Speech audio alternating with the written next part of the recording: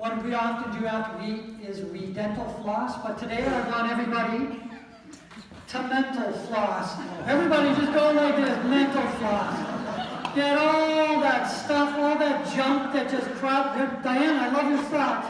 You're not mental flossing. Get all that decay and crud in your mind and just clear your mind and just do a little mental flossing. And that's what humor does.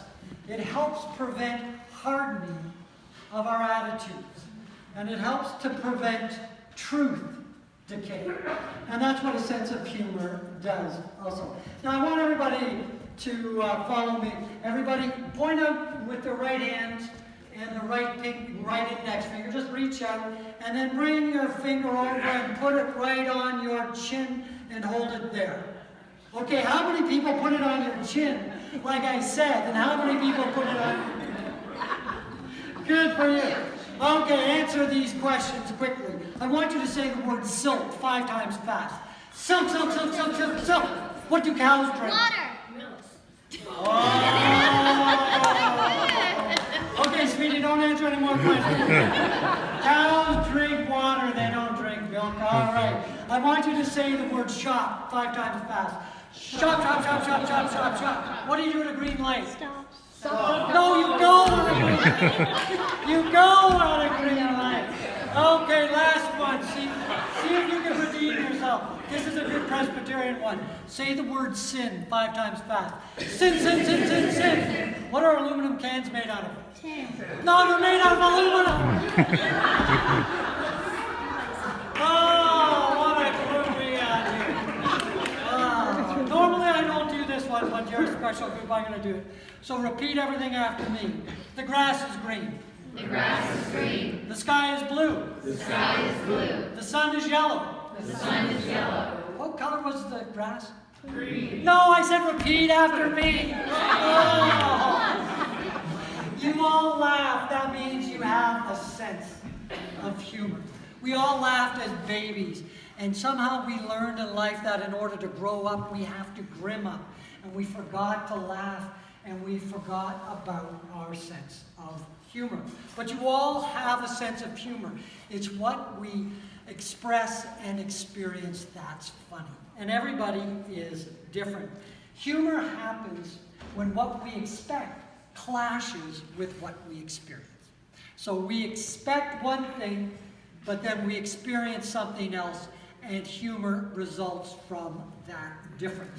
For example, this young florist opened a flower shop one day, and on his first day on the job, he got orders for 2 identical bouquets of flowers. And he thought, isn't this great? Easy, I'll make these 2 up. And one was going to a funeral, and one was going to an opening of a business. The only problem is he got the cards mixed up. So they opened the cards at the opening of the business, and it said, "Our sympathies are with you in this your time of sorrow." And they thought that was strange. But that paled only in comparison to the funeral when they opened the card and it read, "Congratulations and good luck in your new location."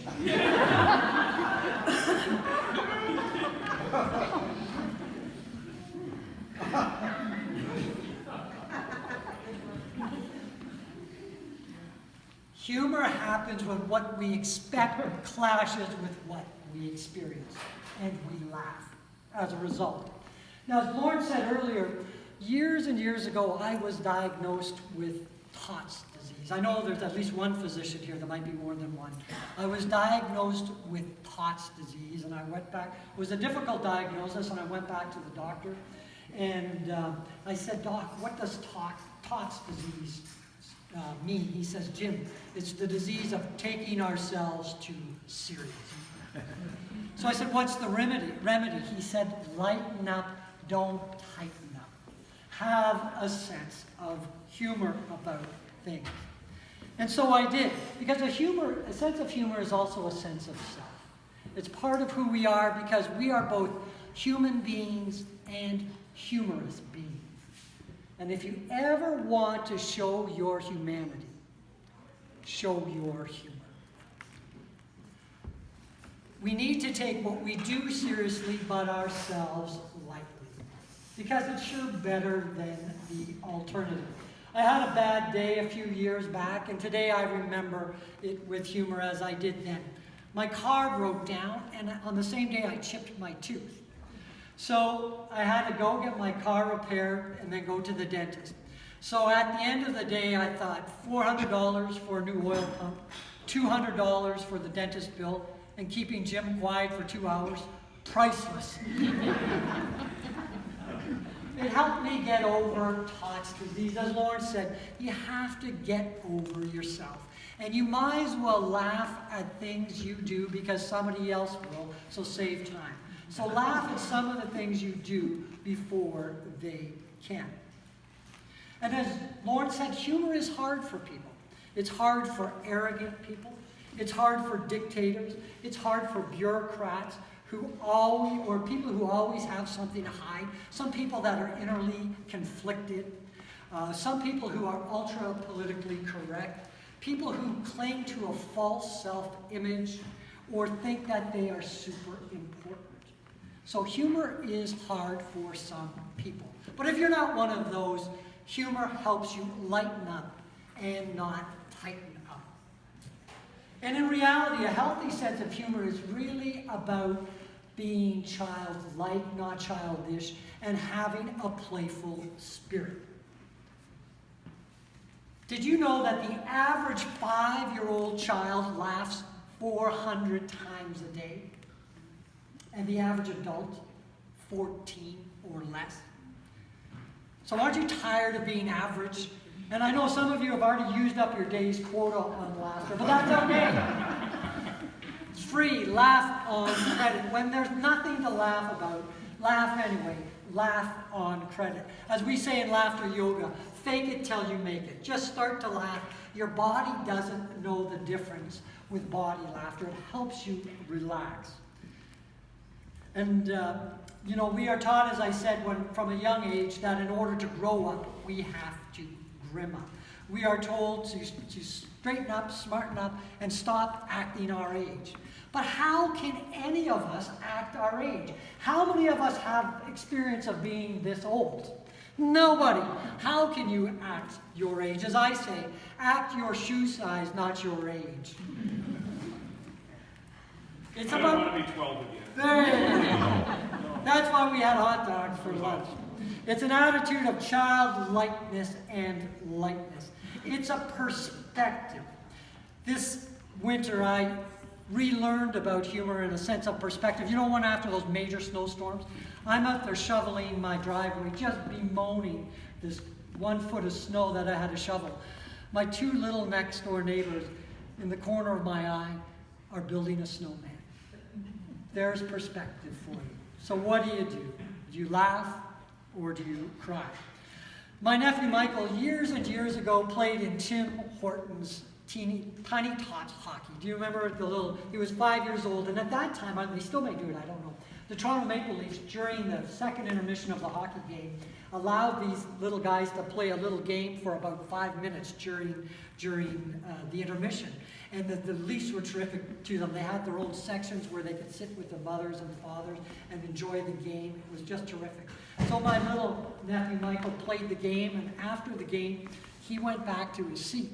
And there was a lovely, kind, older woman that asked him, she said, "Were you one of those hockey players?" And my nephew says, "Yes, I was." So she pulls out her program and a pen and says to him, "Could I have your autograph?"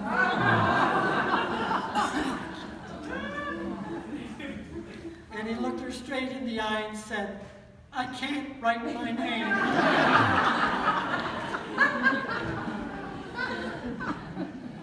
So if you want to improve or develop your sense of humor, just hang around a 5-year-old sometimes. Now, the first thing you need to do in order to develop your sense of humor is to give yourself permission to do it. And you all have on your seats, Jeanette McDonald gave out your license to laugh. So I want you now to take the laughter pledge with me and stand and raise your right arm.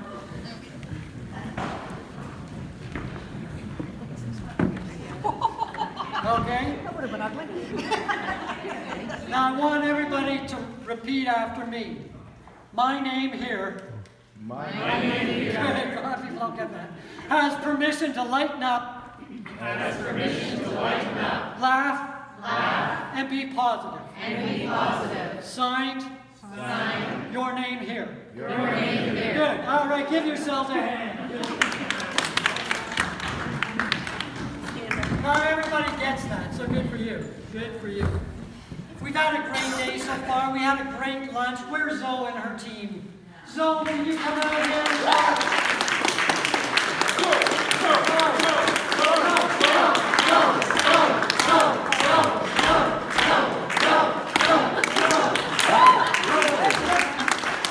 Everybody give Zoe a hand. Thanks. Zoe's not here. She's shy. She just got a sitting ovation. Can you believe that? But we had fun food today. Did you know that we had hot dogs, complete with lots of vegetables? 9 out of 10 5-year-olds around the world gave a 5-star rating for lunch today. We had potato chips, we had popcorn, we had cheesies, and ice cream, and carrot cake. All right. Not to mention lemonade. We had about 4 to 5 bachelor food groups there today, so I think that was just fantastic. I've always wondered, in eating lunch today, I was wondering to myself, because I think of these questions sometimes I write them down so I don't forget them, but do vegetarians eat animal crackers? I wonder about this. The other day I was thinking, if you're homeschooled, can you still get a snow day? And I was wondering, if you're an optimist, is your blood type B positive?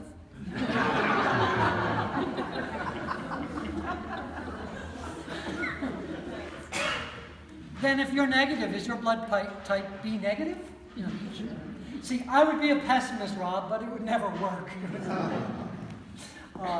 Humor is first an attitude.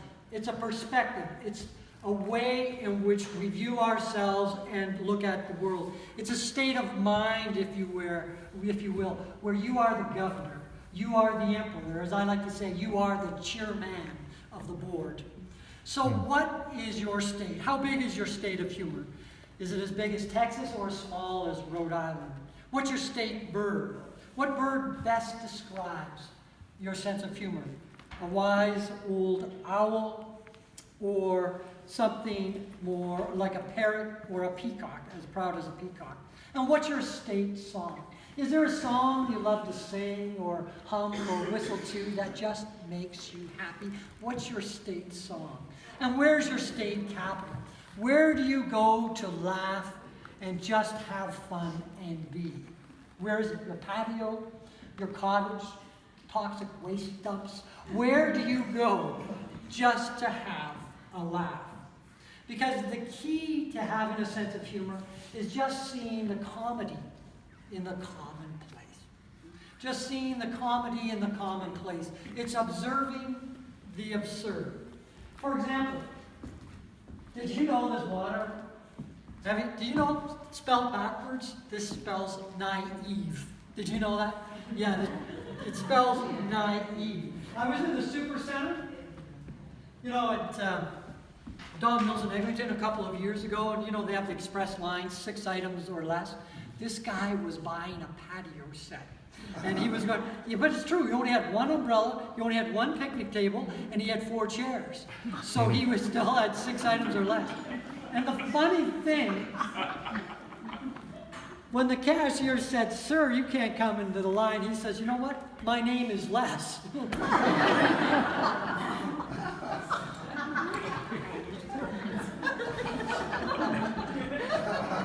You're rewarding yourself with laughter, so I won't step on it. You've used up your quota already today, Dan. Whoa, yeah. You've used up your quota. Now, there are 3 myths about having a sense of humor. The number 1 myth is that you have to be funny. Having a sense of humor and being funny aren't exactly the same thing. Having a sense of humor is more how you enjoy humor. Being funny is more how you express humor. The second myth is that you have to tell jokes. You don't have to tell jokes. In fact, jokes are very hard to tell because you have to remember the punchline and pause. And they can be you can easily offend people with jokes. And the third myth is that you can't develop your sense of humor. And that's not true. It is a skill that you can develop. And we've shared with you a few tips and techniques that you can learn today. 2 quick things you can do to increase your sense of humor immediately. And the first one is just to smile and to smile more. Just smile and smile more. And the second one is to laugh and to laugh more. 2 things you can do to immediately improve your sense of humor. I want to share with you a few quick perspectives on having a sense of humor. A healthy one. It laughs with people, not at them. It is not rude, lewd, or crude. And it bonds people together. It doesn't put anyone down. And it pokes a little gentle fun at what we do and who we are. It's the ability to take ourselves lightly. It takes what we do seriously and ourselves lightly, and it simply sees the lighter side of life and laughs. It's really about perspective. Jimmy Durante once said that having a sense of humor is like looking at the world through nose-colored glasses. It's like looking at the world through nose-colored glasses. And I used to keep these in my car, and I do not recommend this, so do not do this. But if I was stuck in traffic sometimes, I would just put them on. And it was absolutely incredible. It was like I was an emergency vehicle or something. People would just pull out of my way. And I would just drive right through, okay? But they banned using cell phones now in Ontario, and this was the next thing they were going to ban, so don't do this. And the other thing, and this from experience too, when you're at a border or talking to a policeman who's pulled you over for speeding, don't wear that. Trust me. I was at the border once, and the guy looked at me and he said, "Do you have anything to declare?" And I said, "Yeah, I like the other side better." Yeah. Not the right thing to say. Wrong time. But anyway, I was driving in traffic one day and I had these on. It's just the ability to see the absurd in life. And I'm stuck behind this Subaru car. You know, Subaru car. Some of you have one, I know. Well, if you spell Subaru backwards, it says you are a bus. I thought, how absurd. And then once I was behind a Honda Civic, and if you spell Civic backwards, it spells civic. Yeah, it's just unbelievable. It's amazing. It's the ability to find the commonplace, the comedy in the commonplace. And like I said to you before, the number one way to improve your sense of humor is just simply to smile. So I want everybody just to smile. Just to smile. And turn to the person sitting next to you and just smile. Here's a smile for No, you didn't. Did you know that it takes 3 times as many muscles to frown than it does to smile? And that just proves a point. Those grumpy, frowning people are just too lazy to get the exercise smiling does for you. So smile, let it be your umbrella. Let your smile be your signature. Be the first to smile and you'll be amazed at the boomerang effect that it has. But keep your lips closed if it's your umbrella because you don't want to drown or choke, okay? So let your smile be your umbrella. And smiles often precedes laughs. You just proved it. Everybody started to smile, then they started to laugh. So smile, it's like a boomerang. Victor Borge said, the shortest distance between 2 people is what? A smile. Yeah, all righty. So let your smile be your signature. Think of the funniest thing that ever happened to you in life and just laugh about it and smile. This happened a long, long time ago. One of the funniest things that ever happened to me in my life. I was a small boy, not much older than 5 or 6, and very similar to Lawrence's story about his mom and his cousins. We were up at my parents' cottage, and my uncle and his family were up for the day, And we were all in the boat, and my father was water skiing. My uncle was driving the boat, and we were looking out to see if he was still upright or if he'd fallen. And my dad wipes out, and there's this big splash, and so my uncle pulls the boat around, and we're going to my dad, and my dad is thrashing and gnashing his teeth. He thinks he's going to drown. You know those little life belts you had back in the day, water skiing? Well, they're up to his armpits, and water's squirting out his nose, and he thinks he's going to drown. And we're all in the boat yelling, "Stand up! Stand up! Stand up!" And then he finally hears us, and he stands up, only to realize he's in 3 feet of water. So there he is, drenched, soaking wet, with his life belt up to his armpits, water squirting out of his nostrils, trying hard not to drown from laughter. I will never forget that for as long as I live. So what? Ruth liked it, and she wasn't even there. So what was the funniest thing you've ever seen in your life? Remember it. Think about it. Laugh and smile. When you need a laugh, think about that. And this will help you relax. And if you can't find anything to laugh about, laugh anyway. Laugh on credit. That's okay. Fake it until you make it. Dr. William Osler, have you heard of him? The great famous Canadian physician, was leading a crew of interns after a rotation in the cancer ward. And they spent the entire morning dealing and trying to help incredibly sick people. And so Dr. Osler was walking down the ward and he started to whistle. And one of his fellows tugged him on the sleeve and said, "Dr. Osler, how can you possibly whistle after witnessing so much human suffering and tragedy?" And he looked at the young fellow and said, "Sir, I can either weep or whistle, and I choose to whistle." So humor is also about a choice. It's looking at the brighter side of life. It's smiling, it's laughing, and it's also whistling. Everybody just whistle a happy tune for a moment, like Jingle Bells. Really whistle.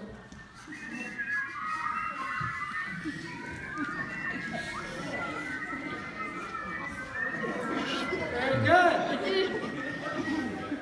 Well, Merry Christmas to you too. There you go. I remember a story, Lawrence had probably heard about it, in the Deep South in the United States, where a young minister in his first charge had to do a funeral, and it is a custom in the southern United States at the graveside to sing that person's favorite hymn at the graveside just before they lower the casket down. So the young minister asked his widow what his favorite hymn was. And he was a bit perplexed, and he started and asked everybody to join in the singing of Jingle Bells. So they all sang Jingle Bells, and after the funeral, the widow asked the young minister, she said she wanted to thank him, first of all, for what a beautiful service, she said, Reverend, but she said, I am curious, why on earth did we sing Jingle Bells at the end of my husband's funeral? And she says his favorite hymn was Ring Them Bells.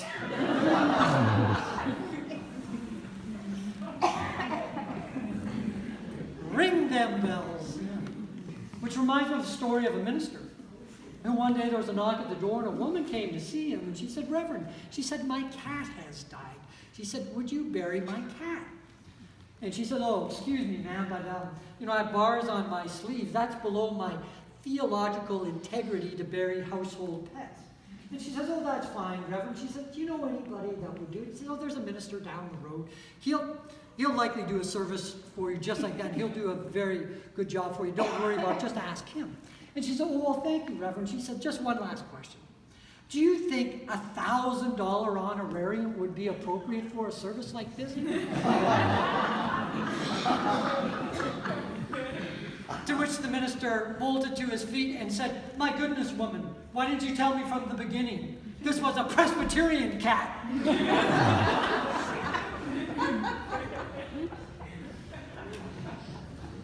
You see, humorous stories are really the best form of healthy humor. And we can all relate to them and laugh. Humor happens when they get a little twisted, when we, what we call something that's incongruent, something that surprises us, some exaggeration or some absurdity. But laughter is the best medicine. But if you have appendicitis, going to Sunnybrook is still the best thing. Laughter is good for you because it helps heal from the inside out. It's like jogging for your internal organs. That's what Norman Cousins said. You've heard it that laughter is the best medicine, but, you've heard that there may not be much fun in medicine, but there's lots of medicine in fun. And I think that's true. You should all take a heavy dose of laughter every single day because it improves your circulation by increasing your heart rate. It increases your oxygen intake and levels of breathing.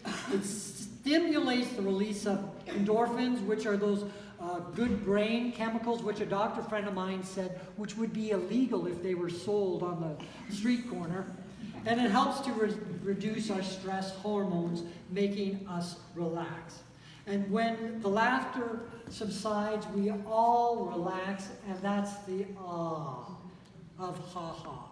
Everybody just say ah. Ah. That's the reward of humor. Did you know that 100 laughs per day is the equivalent of 10 minutes of rowing exercise? And then that 15 minutes of laughter daily after 1 year equals 4.5 pounds of weight loss.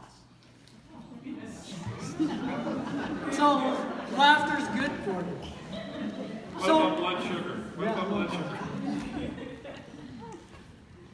So in closing, I want everybody to take a laugh-minute vacation every single day. Take a laugh-minute vacation every day. Laugh for at least one moment. It's like taking a mini holiday from our cares and our worries and our concerns. And you'll enjoy the break and you'll feel refreshed. Just relax and disengage. And this is a way in which we can later re-engage in our activity with a higher sense of energy and enthusiasm. So some of the things you might do to help you do this is read the comics. I always read the comics first in the Saturday paper. That helps me deal with, gives me perspective and balance on all the depressing news about the Toronto Maple Leafs. I just heard this week, I think Toronto Maple Leafs got 2 new hockey players. And Lawrence, I think they're Russian. Their name was Samarov and Tiov. That's a good way to put it. So watch a funny TV show or movie, read a funny book, or just hang out with some funny friends. I have some crazy friends, and I just love hanging out with them. And in the spare time, oh yeah, they're doctors and they're this, but when we get together, you would think we were something else, trust me. So hang out with funny friends. And finally, did you know that in a recent poll, 8 out of 10 Canadians, when it came to getting a date, thought that having a good sense of humor was more important than having good looks? But only 1 out of 2 Canadians would rather be more funny than good looking. And you know, I'm really lucky because I'm both. Yeah, not only am I humorous, I'm also Canadian. Oh, friends, you've been great. Let's show our true Canadian patriotic flavor, and we're going to be led by the Kazoo Chorale. And let's stand and hum the national anthem. So where's the canoe? Come up here and choir. We're all gonna hum the national anthem. The choir is gonna come.